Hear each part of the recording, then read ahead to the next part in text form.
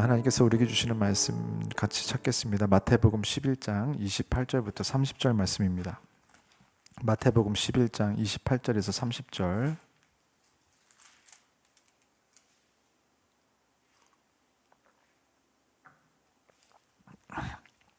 마태복음 11장 28절에서 30절 말씀. 우리 세 절인데 다 같이 한 목소리로 읽겠습니다.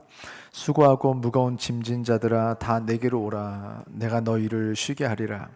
나는 마음이 온유하고 겸손하니 나의 멍에를 메고 내게 배우라. 그리하면 너희 마음이 쉼을 얻으리니 이는 내 멍에는 쉽고 내 짐은 가벼움이라 하시니라. 아멘. 저희가 마음이 쉬고 있습니까? 첫 번째 시간 때 했던 말씀이고, 두 번째 다음에 이제 오늘 세 번째 마음이 쉬고 있습니까? 세 번째 시간인데요. 마태복음 11장 말씀을 다시 또 가지고 왔습니다. 지금 오늘까지 해서 믿음 시리즈 시험하고 확증하라 8번째 시간인데요. 우리가 이 쉼에 대해서 얘기하는 것은 둘 다입니다. 어떻게 하면 쉼을 누릴 것인가 또 알고 싶겠지만, 결국은 우리 안에 하나님께서 주시는 마음의 쉼이 테스트해야 되는, 우리 마음에 믿음이 있는지 없는지를 테스트해야 하는 그런 중요한 기준이라는 거예요. 그래서 우리가 믿음이 있다라고 믿어서 믿음이 있는 것이 아니고, 우리 안에 테스트해서 우리 안에 믿음이 있는 것이 확증이 되어야 믿음이 있는 것입니다. 그래서 확증을 해야 되는 순간들 중에 하나가 뭐냐면, 우리가 계속해서 보았던 말씀, 고린도후서 13장 5절 가지고 계속해서 하는 거예요. 8번 지금 계속 말씀을. 너희 안에 믿음이 있는가, 너희 자신을 테스트해라, 시험하고 너희 자신을 확증해라. 예수 그리스도께서 너희 안에 계신 줄을 너희가 스스로 알지 못하느냐? 그러면 너희는 버림받은 자다. 너무 쉽게 우리가 믿는다, 믿음이 있다라고 얘기한다는 거예요. 믿음이 있다라고 쉽게 얘기하는 게 싫은 게 아니에요. 믿음이 진짜로 있기를 원하는 거지. 내가 돈이 있다고 믿어서 되는 게 아니라 돈이 진짜 있어야 되는 거예요. 건강하다고 믿어서 되는 게 아니라 진짜 건강해야 된다는 것을 말하는데, 많은 사람들이 믿음이 있다, 건강이 있다라고 믿어요. 없는데.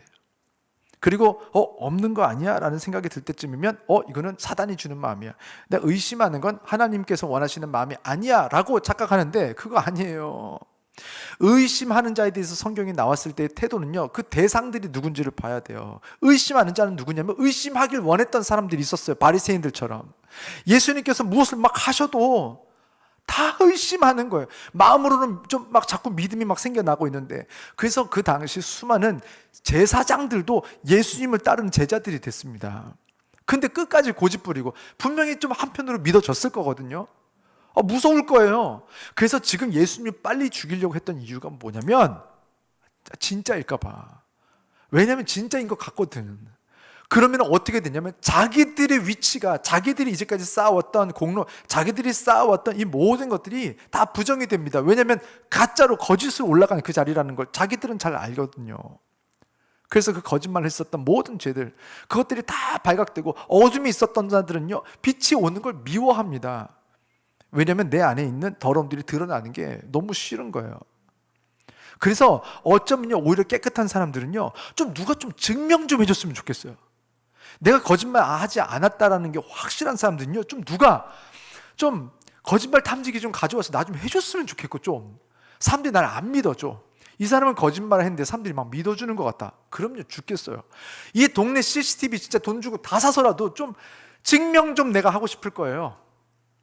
빛이, 돈 주고라도 빛 좀 와가지고 나 좀 비춰줬으면 좋겠는데, 악한 사람들은요, 빛이 너무너무 싫어요. 다 들통나거든요.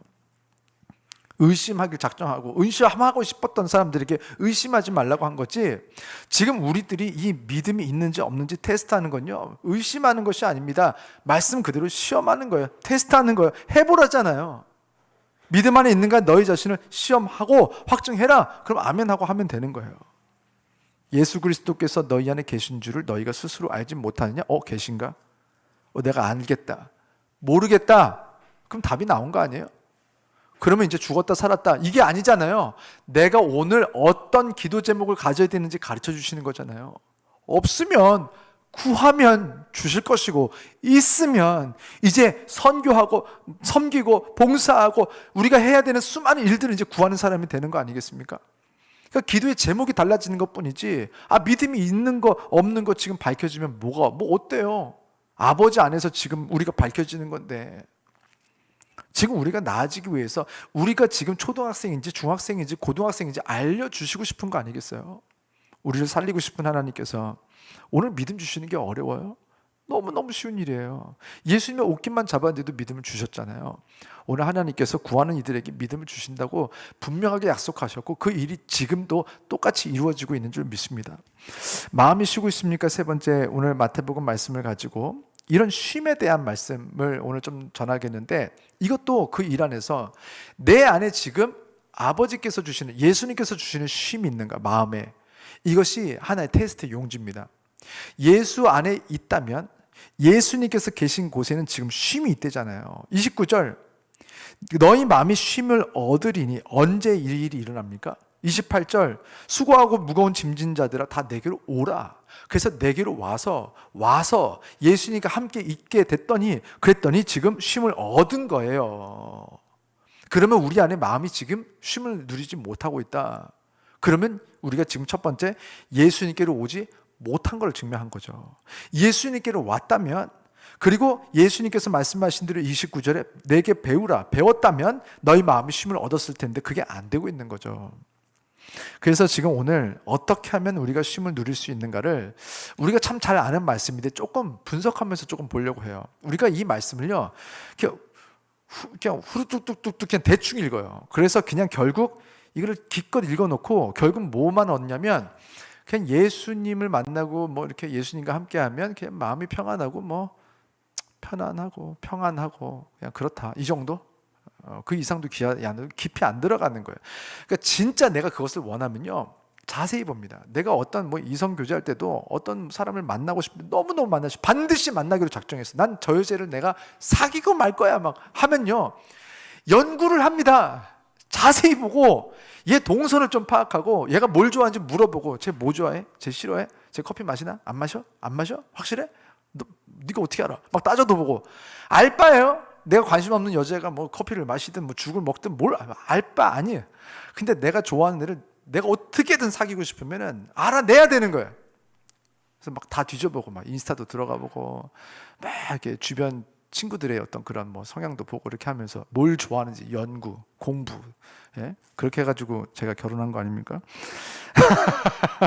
어찌됐든 저를 안 좋아하는 여자랑 결혼한 거라. 그러니까 처음에 해서 쉽지 않았어. 어찌됐든 지금은 좋아하는 것 같아요.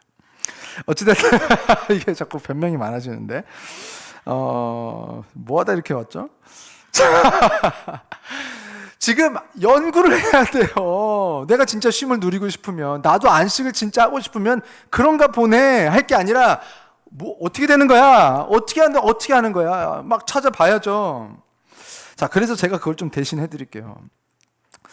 자, 오늘 마태복음 11장 29절에 보니까 나의 멍에를 메고 내게 배우는 것이 구체적인 너희 마음의 쉼을 얻을 수 있는 방법으로 나옵니다. 29절을 보면. 그래서 여기 멍에를 메고 배우라니까 우리가 오해하는 게 있는데 엄청 고생하라는 말처럼 들려요. 멍에를 메고 막 밭 깔어 막 이런 느낌. 힘들지만 돌파네, 바위 걸렸다 해내 막 하면서 막 죽을 둥 살 둥 막. 사실은요 정반대의 말입니다. 멍에라는 것에 대한 이해가 우리가 좀 작기 때문에 그래요. 멍에는 헬라어로 쥐고스라는 뜻이 이 말인데, 이 뜻은요 연결하다, 연합하다라는 그런 의미입니다. 지금 예수님께서 말씀하시는 멍에는 소가 일을 하도록, 마음대로 움직이지 못하도록, 무거운 쟁기를 끌도록 강제하는 틀을 말하고 싶은 게 아니에요. 지금 여기에서의 멍에는 뭐냐면 예수님과 연결되도록 하고 예수님과 발걸음의 보폭을 맞추도록 하는 틀로서 말한 거예요. 멍에라는 단어는요, 이 문화적 배경, 그 컨텍스트를 이해해야 예수님의 비유가 우리 동아시아 한국 사람들도 이해를 할 수 있는 건데요. 예수님도 그 말씀을 듣고 있는 당시 중동 지역 사람들이 이미 보편적으로 가지고 있던 문화적, 시대적, 사회적 상황에 대한 상식을 사용해서 비유를 들으신 거예요. 그래서 우리는 잘 모르는 혼인잔치에 대한 비유, 포도나무에 대한 거, 그리고 청지기에 대한 비유, 심지어 주인과 종에 대한 비유 와 닿아요. 주인과 종의 위치, 상황 뭐 봤어야지. 우린 모르잖아요. 그런데 예수님은 왜 그때 주인과 종 뭐 이런 거를 막 들어서 쓰셨냐면, 그 당시 그 사람들이 그냥 하나님의 말씀을 그냥 말했는데 잘 모르겠는 거예요. 몰라 해요. 그래서 이 사람들이 겪고 있는, 보고 있는 그런 상황들 속에서 자신들이 유추할 수 있는 여러 가지 비유들을 그걸 찾아서 그대로 말을 해준 거예요. 자기들이 지금 주인을 보고 있고 종을 보고 있거든요. 그래서 그 관계 안에서 일어나는 일들을 하나님과 우리 사이로 딱 대입을 하니까 알겠는 거예요. 그리고 제일 쉬운 게 뭐냐면, 하나님께서 왜 스스로를 아버지라고 하셨을까요? 하나님은 남자인가요? 하나님은 남자예요? 남성성을 가지고 있나요? 아니, 근데 그 하나님이 아버지라고 스스로 해놓고 어디 가서 내가 해산의 고통으로 널 낳았대요. 엄마인가요? 도대체 하나님은 남자인가요? 여자인가요? 아무도 아니에요. 근데 왜 이런 비유, 왜 이런 자꾸 은유들, 비유들, 메타포라고 보통은 이제 사실은 신학에서 말하는데 뭐 영어지만 어쨌든 이 은유들을 왜 가지고 오냔 말이에요. 왜 아버지, 엄마, 하나님은요 육체가 아니시라고 하셨단 말이에요. 그러니까 이런 남성성, 여성성이 아니에요. 하나님은 영이시라고 했거든요. 그런데 왜 아버지라고 했냐면, 어떤 때는 왜 해산하는 고통을 내가 가지고 너를 낳았다고 했냐면, 지금 이 아비들이 안 와닿는 거야, 아버지 그 사랑이. 그러니까 안 와닿아? 모르겠어? 잘 봐. 야, 아비들 잘 들어. 너 자식 생각할 때 어떤 마음이야? 뭐 이런 겁니다. 그래, 그 마음 내가 그것보다 조금 더해. 이런 내가 정말 고통스럽게 너희들을 기리고 마음을 아파했다, 힘들게 내가 너희를 기다렸다. 안 와닿아. 어미들, 너네 애기 낳아봤지? 그때 고통 기억나? 맞아요, 기억나요. 그래, 그런 거. 그렇구나. 예수님께서 왜 이 땅에 오셔서 십자가를 지셨어야 됐을까요? 하나님이잖아요. 죄 용서? 뭐가 그렇게 어려워요? 하나님이 죄 용서하는 게 그렇게 어려운 일이었어요? 십자가에 못 박혀 됐었던 거였던 그런 거였어요? 저라면 그렇게 안 합니다. 제가 하나님이었다면, 자, 이제 너희들의 죄를 용서할 거야. 자, 레드 선, 끝난 거야. 신이 뭐가 필요해요? 신이 뭘 사람들한테 매여요? 내가 지금 용서하면 하는 거지, 안 하면 안 하는 거고. 근데 뭐라고 인간의 몸을 입고 와가지고 막 굴러다니면서 막 침뱉음 당하고 막 사람들한테 조롱당하고, 그 막 머리에 가시관을 눌러 씌워서 돌리고 막 못을 받고, 거기서 예수님께서 고통을 그대로 다 당하시기로 결정하시고, 고통이 없었다면 예수님께서 겟세마네 동산에서 이 잔을 내게서 옮겨달라고 했을까요? 예수님께서 흘리신 땀방울이 핏방울이 된 건요, 너무 힘줘서, 고통스럽게 막 힘줘서, 제가 예전에 한번 설교 때 했지만 쟤를 뒤에 하여간 병원에 가서 이빨 예전에 한번 뽑으러 갔는데 결국 못 뽑고 왔어요, 치료를. 너무 소리를 지르고 막 무서워가지고. 그래서 그 어린이 치과가 있는데 거기 가면요, 어린이 거기는요 완전히 틀이 다릅니다.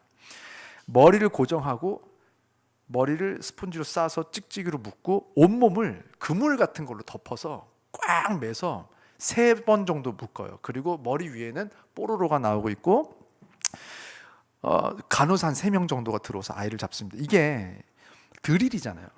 애가 한번 움직이는 순간 입 천장이고 다 나가버리니까 애가 입 다물어 버리는 순간 끝나는 거 아닙니까? 그래서 이제 이 아이를 못 움직이게 막 하는데, 결국은요 정말 너무 죄송하고 고맙기도 하고 20분 넘게를 결국 그분들은 치료를 못 하셨어요. 그리고 그냥 왔어요. 난리가 막 살려주세요 하면서 막 발버둥을 치는데 진짜 땀구멍에서 피가 맺히는 거예요. 이제 그걸 봤거든요. 땀방울이 핏방울이 되는 게 이런 건가 보다. 저는 그때 이런 거였어. 얼굴이 막 점점 빨갛게 되는 거 보면서, 야, 이게 이런 거였구나. 사실 누가 그렇게 기도합니까? 그러니까 우리가 그런 경험이 없는 건데, 예수님께서 그렇게 막 너무 무서운 거예요. 그렇게 해서 그 십자가의 고통을 다 당하시고 사람들은 보고 있었어요. 이게 지금 신이니까 고통을 당하는지 안 당하는지. 근데 손에 이게 막 뚫는 것보다 더 힘든 거는 이것의 지탱에서 중력으로 그냥 몸의 육체의 몸무게가 밑으로 쳐졌을 때 살이 찢어지는, 계속해서 쭉쭉쭉쭉쭉 찢어지는데, 그 고통을 당하는 것 때문에 이게 고통스러운 거란 말이에요. 그거를 왜 했어야 됐을까? 신식이나 돼서. 저는 알겠더라고요. 사람들이 아무리 내가 너희를 사랑한다고 해도 못 알아먹는 거예요. 너희들의 죄의 무게가 너무너무너무 크다라고 하는 것을 아무리 소리 지르고서 말해줘도 이 사람들이 못 알아먹는 거예요. 그래서 어떻게 했어야 됐냐면 이 사람들이 아는 방법으로, 비유로, 은유, 메타포의 끝이 어디냐? 십자가였어요. 십자가는 그도 이도 저도 아무것도 아닙니다. 내가 너를 이만큼이나 사랑한다라는 걸 보여줄 수 있는 하나의 비유. 그거 아니었으면 사람들이 모르겠는 거예요. 그래서 우리가 그 당시에 예수님 당시에 있었던 그런 수많은 사람들이 경험하고 있었던 상징들, 그 겪고 있었던 그런 상식들, 보고 있었던 것들을 들어서 비유를 이렇게 대신 거예요. 그래서 우리가 이 멍에 대한 것도 우리가 어떤 것이었는지, 그 당시에 어떻게 쓰였는지 모르면요, 이 말씀을 이해할 수가 없습니다. 당시 유대 사회에서 농사 도구로 이제 소들을 썼는데, 이 소 두 마리들을 보통은 같이 일하겠습니다. 그리고 그 소 두 마리를 어떻게 구성을 하냐면, 한 마리는 엄마 소인데 노련하고 강한 소, 또 파트너 소는 다른 소가 아니라 새끼 소를 썼어요. 엄마 소의 새끼 소, 아직 작고 약한 소, 그 성장하고 있는 소, 성장이 필요한 소, 이렇게 묶어줘서 이 두 마리로 밭을 갈 때에 소끼리 서로 막 가고 싶은 대로 다투는 것이 아니라 엄마 소와 아이 소기 때문에 엄마 소가 그 아이 소를 배려하고 사랑하면서요, 일자로 갈 수 있도록 리드를 합니다, 소가. 그리고 작은 소는요, 그 엄마 소를 잘 따르려고 하고 배우려고 하는 태도로 따라가면서 밭을 갈더라는 거예요. 그런데 이게 가장 쉽게 갈려지는 때가 언제냐면 소가 발걸음이 맞아 들어갈 때가 밭이 가장 쉽게 갈려집니다. 지금 뭔가 툭툭툭툭 걸려도 힘이 탁탁탁탁 엇갈리면요, 혼자 힘이 들어가는데 두 마리가 같이 하나 둘 셋 착 걸으면 힘이 한 번에 합쳐져서 한 번에 갈리더라는 거예요. 소들이 그거를 알고 배워요. 처음에는 못했던 소가 계속 엄미 소가 처음에는 그 새끼 소의 발걸음을 맞춰줘요. 갈 수 있는데 안 가요. 그리고 새끼 소가 발걸음 내디딜 때 같이 쭉 걷고 같이 쭉 걸으니까 쉬운 거예요. 근데 새끼 소가 엇박자로 툭 걸으니까 안 되는 거예요. 그것을 새끼 소가 자꾸 경험하는 거예요. 그러면서 지금 어미 소와 새끼 소가 무엇을 가르치고 배우냐면 발걸음을 맞추게 하는 것이 바로 멍에입니다. 오늘 이 그림을 잠깐 한번 띄워봐 주세요. 이 그림을 보면은 저 멍에, 우리나라에서는 잘 못 보던 멍에죠. 이스라엘의 이 고대의 멍에는 이렇게 생겼습니다. 그래서 하나 둘 셋 하고 밀는 그 템포를 맞춰야만 힘이 탁 받을 수 있도록. 그래서 두 마리가, 옛날에 우리나라는 줄로 해서 뒤에서 하나를 같이 묶어가지고 당겨가는데, 이스라엘은요 아예 소들끼리 묶어놨어요. 그래서 얘네들이 하나가 앞서 나가고 앞서 나가면 그러면 이제 이것도 삐뚤삐뚤대고, 중요한 건요 너무 힘들어서 못해요. 근데 참 소들이 영리해서 이거를 스스로 배우더라는 거예요. 하나 둘 착착착착 발걸음을 맞추는 걸 배우는 거예요. 지금 예수님은 소가 아니에요. 예수님은 소다 이 말이 아닙니다. 지금 비유 중에 하나예요. 종과 주인, 이 관계도 아닌데 주인과 종에게서 있는 한 부분이 하나님과 우리에게 쓰임 받을 수 있었던 것처럼, 그래서 그 부분만 비유로 가져온 것처럼 지금 이 소에 대한 비유도 요 한 부분만 가지고 오면 됩니다. 멍에는요, 이제부터 너희들은 고생 시작이야. 소처럼 살다가 소처럼 잡아 먹어버릴까? 이게 아니에요. 예수님 잡아 먹을 거예요. 지금 이 소에 대한 멍에를 지금 말하고 싶은 건 딱 하나, 발걸음을 맞추는 것을 말하고 싶은 거예요. 그래서 뭐냐면 나의 멍에를 메고, 지금 예수님께서 멍에를 메고 계신데 나의 멍에를 메고 내게 배우라. 무엇을 배우는 겁니까? 발걸음을 맞춰서 걷는 것을 배우라는 거예요. 그래서 우리가 예수님께서 쓰고 계셨던 멍에를 메면 그때부터 어떻게 되냐면 예수님께서 발걸음을 맞춰서 밭을 가는 방법을 가르쳐 주세요. 어떻게 해야 우리가 살아가는 길을 똑바로 갈 수 있을지를 가르쳐 주세요. 그래서 언제 빨리 걸어야 되고 언제 천천히 걸어야 되고 언제는 좀 멈췄다가 하나 둘 셋 힘을 쫙 줘야 되는지, 이 발걸음을 가르쳐 주시는 것이 예수님의 멍에였습니다. 그리고 결국 이 멍에를 메고 발걸음을 맞추는 그 종착지가 어디냐? 그곳이 바로 쉼이었다는 거예요. 마태복음 11장 29절 우리 다시 한번 읽겠습니다. 시작. 나는 마음이 온유하고 겸손하니 나의 멍에를 메고 내게 배우라. 그리하면 너희 마음이 쉼을 얻으리니. 그리하면 결과, 종착지, 목표지는 어디냐? 너희 마음이 쉼을 얻는 것. 이 멍의 목적, 우리 마음이 쉼을 얻는 그 장소, 쉼을 얻는 그 장소로 우리가 인도되는 거예요. 어떻게 해야 우리 마음이 쉼을 얻는지 우리는 좀 배우라는 거예요. 예수님께서 예수님과 발을 맞추는 멍에 안으로 우리를 초청하신 이유는 딱 하나. 마태복음 11장 28절 우리 한 번만 더 읽겠습니다. 시작. 수고하고 무거운 짐진 자들아 다 내게로 오라. 내가 너희를 쉬게 하리라. 우리가 수고하고 무거운 짐을 지었대요. 그 제가 다음에 한 번 더 말씀드릴 건데, 수고하고 무거운 짐진 자들아. 그래서 수고하고 무거운 짐, 그 짐을 내려놓기를 원하세요. 마음의 짐, 고통의 짐, 불안의 짐, 근심과 걱정의 짐, 불평과 불만의 짐, 분노와 질투의 짐, 서운함의 짐, 이 짐들은 아버지의 것이 아니었다는 거예요. 아버지와 상관없는 짐, 마귀와 사단의 짐. 그리고 우리를 초청하시는데 조금 의외인 게 있어요. 진짜 싶은 게 있는데, 그게 뭐냐면 그 짐을 기껏 내어놓았더니 내 짐을 들래요. 대실망. 어떻게 그럴 수가 있어요? 짐을 내려놓고 싶어서 예수님께 갔더니 왜 짐을 또 다시 지라는 거죠? 그러면서 내 짐을 매래요. 그건 쉽고 가볍대요. 그러나 여전히 우리는 그 짐을 원하지 않아요. 짐이라고 했으니까. 이쯤 되면 우리는 오해하죠. 야, 이러려고 예수님 만났나? 새로운 짐 지려고? 교회에서 신앙생활하면서 마음의 짐을 내려놓으려고 왔는데, 예전에 가지던 짐은 그래 내려놔 줬어. 그런데 새로운 짐을 주네? 이럴 바에 뭐하러 신앙생활하나? 그렇지 않습니다. 우리들이 이 세상을 살면서 고통스러웠던 이유는 잘못 짚은 거예요.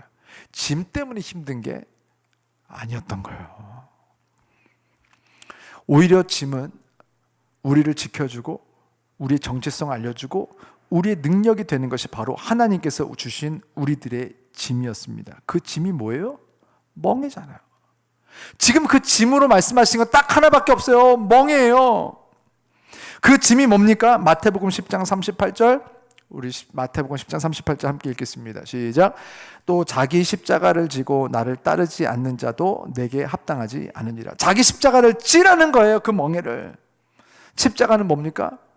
제가 주일에 말씀드렸던 대로 주일 설교 때 뭐라고 했어요? 십자가는 용서라고 했어요.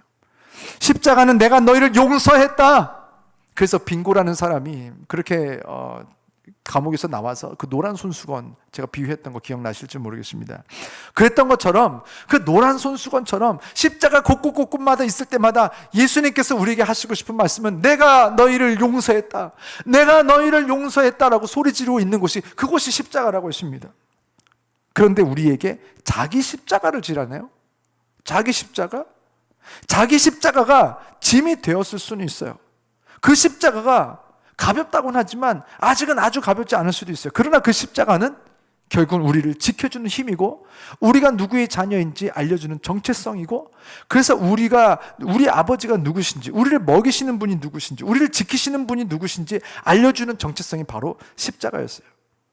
그래서 자기 십자가라는 짐을 진 사람들은 무엇을 하는 사람이에요? 예수님만 우리들을 용서하신 것이 아니라 나도 당신들을 용서했습니다 라고 외치는 선포가 바로 자기 십자가입니다. 그것이 우리들의 십자가예요. 그래서 자기 짐을 매래요. 그 짐은 뭡니까? 나도 당신들을 용서했습니다, 나도 당신들을 용서했다 라고 소리치는 것이 무엇이냐? 바로 우리들이 매일 새로운 짐, 그리고 바로 우리들이 선포해야 될 그 십자가. 그렇다면 수고하고 무거운 짐은 뭡니까? 용서하지 못하겠는 거예요. 원한을 품고 있는 거예요. 누군가 우리를 힘들게 했고 고통을 줬고 우리를 속이고 우리 것을 빼앗은 사람들이 있죠. 소위 말하는 원수들.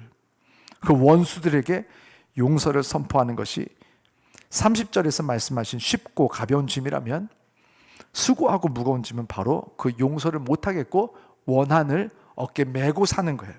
그것이 얼마나 수고스럽고 무거운지를 말씀하고 계신 거고, 그 수고하고 무거운 짐을 진 사람들이 그 원한을 내려놓고 예수님께로 오면, 예수님께서 우리에게 그 짐을 통해서, 십자가를 통해서 말씀하셨던 것처럼, 예수님께서 우리에게 용서를 선포하신 것처럼 우리도 우리 원수들에게 용서를 선포하는 사람이 된다는 거예요. 그것은 어떻게 하는 것이냐? 내게 배워야 하는 것이다. 그때 너희 마음이 쉼을 얻는 것이다. 그렇게 하기 위해서 너희들은 어떻게 했냐? 배우기 위해서 가장 기초적으로 너희가 해야 되는 첫 스텝은 마태복음 11장 28절대로 수고하고 무거운 짐짐자들아, 자 시작하자. 무엇을? 다 내게로 일단 와라. 내게로 일단 오라. 내가 너희를 쉬게 할 텐데 일단 와야 돼요. 짐을 지기 전에 다 내게로 오라. 예수님께서 계신 곳으로. 다 내게로 오라. 예수의 말씀이 있는 곳으로. 다 내게로 오라. 예수님께 배우는 게 언제입니까? 기도를 통해서 배우는 거예요. 대화하면서. 예배가 있는 곳으로 오고 기도가 있는 곳으로 모이고 예수님의 마음이 있는 곳으로 오는 것. 우리들 안에 믿음이 확증되는 순간이 바로 그 순간입니다. 우리는 믿음을 확증해야 됩니다. 그걸 테스트해야 됩니다. 그것은 어떻게 시작되는 것이냐? 이렇게 우리가 예수님께서 계신 곳으로 왔는지, 너희 안에 예수가 함께 하시는 것을 알지 못하느냐? 너희는 버림받은 자니라. 너희 안에 예수가 함께 하시는 것을 이제 알겠느냐? 그렇다면 너희는 버림받지 않았다. 너희는 믿음이 있고 안식이 있고 이제 쉼을 누리고 이제 천국을 누리게 된다. 그것이 오늘 이 말씀의 핵심입니다. 오늘 정말 이 세상을 살아가면서 정말 쉼을 갖기가 어려운 그런 세상을 살아가고 있는 것 같아요. 정말 믿을 사람 하나도 없고, 어제 우리 성도 중에 한 분이랑 좀 어떤 일을 겪고 계셨었는지 제가 통화를 했는데 깜짝 놀랐어요. 저한테 이렇게 얘기를 안 하셨고 조금 어렵다라고 얘기하신 건데 그 말씀하신 어려움의 사이즈가 너무 큰 거예요. 그래서 제가 진짜요? 막 이렇게 물어봤어요. 진짜예요? 지금 너무 놀랐어요. 이 과정을 통해서 이거 어떻게 하지? 너무너무 막 어려운 일을 겪었고 너무너무 어떤 사람이 속인 거예요. 그래서 너무 큰 고통을 당하시고 계신데 하나님께서 그 타이밍에 우리 파더스교에 오게 하셨고, 그 상황을 통해서 하나님께서 왜 우리 파더스교회를 통해서 왜 이런 말씀을 듣게 하고 계시는가? 그래서 분명합니다. 사실은요, 그 사기당하고 어려움 당하는 우리 그 사실은 사이즈보다 사실 우리들이 예수님께 비친 것은 훨씬 더 컸었습니다. 근데 예수님께서는 우리를 용서하시고, 그리고 우리는 자유함을 얻은 것처럼 자기 십자가를 지고 자기를 부인하는 자가 나를 따를 것이니라 했던 것처럼 하나님께서 뭔가를 해결해주고 이런 건요, 두 번째예요. 사실 그 문제들이 해결되지 않아도 우리는 삽니다.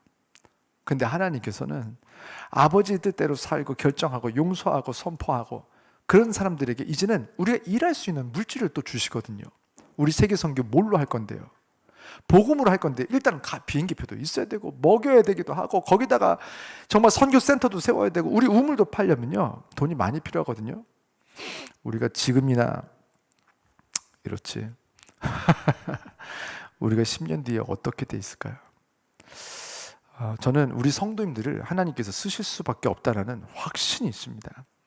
왜냐하면 우리가 가지고 있는 목표가 분명하고 아버지 안에 있다라고 저는 확신하기 때문입니다. 아버지께서 사랑하시는 목표, 아버지께서 사랑하시는 생각들, 그 정직하고 깨끗하게 아버지 뜻대로 살려고 하는 주의 자녀들을 쓰실 수밖에 없고 성경에 보니까 써 오셨습니다. 아무 한 분, 일전 한 푼도 없었던 바울이 수많은 교회들을 세우고 수많은 제자들을 키울 수 있었던 것은 누군가가 또 이렇게 헌신하고 섬길 수 있는 물질을 주신 사람들이 있어요. 건강을 주셨어요. 그래야 같이 갈 거 아니에요. 지식도 주고 사회적인 위치도 줘야 우리가 아프리카의 정치인들이랑 같이 일을 해야 되잖아요. 우물 팔려면 하나님께서 그거 하시게 하실 거거든요. 그날을 지금부터 잘 준비를 해야 됩니다. 그러기 위해서 오늘 연습을 제일부터 시작해야 되는 건 뭐냐면 우선 우리는 쉼이 필요합니다. 마음의 쉼이 없이는, 마음의 청소 없이는 막 복잡한 것들, 막 상처투성이 속에서는 우리는 아버지 일을 할 수가 없어요. 우선 우리가 쉼을 통해서 회복을 하고 아버지께서 주시는 쉼을 통하여서 다시 우리가 하나님께서 주신 창조하신 원래의 형상을 되찾아내야 됩니다. 그거 하나님께서 하시려고 부르신 거예요. 하나님께서 그 일을 지금 하고 계십니다. 그리고 해내실 거고 우리는 회복하고 그 형상을 가지고 같이 아프리카 갑시다. 우리가 여기 있지 않아요. 전 세계를 향해서 기도하고 먹여 살리고 그들에게 복음을 전하는 그날을 준비하면서 오늘 쉼을 잘 누려낼 수 있는 아버지 자녀들이 되시길 주 이름으로 축원합니다. 이 시간 우리 말씀을 생각하면서 1, 2분 정도 주님, 우리들이 내려놓지 못했던, 포기하지 못했던 그 원수가 없는 거 하나님 이 시간 내려놓습니다. 하나님, 우리들이 멍에를, 세상이 줬던 멍에, 사단이 준 멍에를 이제는 벗어버립니다. 던져버립니다. 그리고 이제 예수의 멍에, 예수님께서 짐이라고 말씀하신 그 멍에, 그래서 예수님의 스텝에 우리 스텝을 맞추는 그 멍에, 그런 멍에라면 1000번이고 10,000번이고 우리가 매겠습니다. 주님, 예수님의 스텝에 발을 맞추게 해주세요. 예수님의 스텝을 좀 알아보게 해주세요. 그래서 예수님께 배워서 이제 우리가 용서하는 법을 좀 알게 해주세요. 우리의 마음이 자유함을 얻게 하시고 쉼을 얻게 하셔서 푸른 초장을 누리게 하시고 잘 쉬고 잘 다시 회복하고 건강해져서 이제 많은 것으로 세계를 섬길 수 있도록 주님 도와주시옵소서. 이 시간 다 같이 우리 말씀을 생각하면서 함께 한 1분 정도 기도하겠습니다. 기도합시다.